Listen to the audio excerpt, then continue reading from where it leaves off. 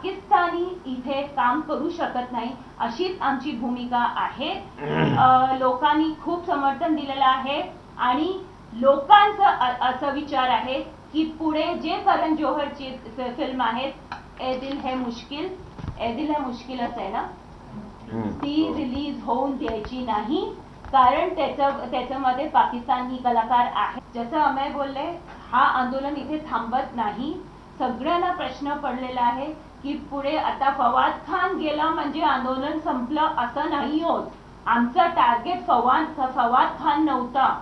फवाद खान गेला पळून गेला ते सगळं ठीक आहे, पण आजही आम्ही त्याच भूमिकेवरती ठाम आहोत की आम्ही कुठल्याही पाकिस्तानी कलाकाराला किंवा कुठल्याही पाकिस्तानी, मग तो कमेंटेटर असो की तो स्पोर्ट्समॅन असो, आम्ही भारतात आपल्या राज्यामध्ये काम करायला देणार नाही। आणि कुठेही ते इथे आले की त्यांनी पहिला आपल्या जे सरकार आहेत त्यांनी आमच्या समोर त्यांचे डॉक्युमेंट्स ठेवावे की कुठल्या विजावरती ते आलेले आहेत, कुठल्या डॉक्युमेंट्स वरती ते आलेले आहेत, मग आम्ही त्यांना इथे काम करायला करण्याचा विचार करू।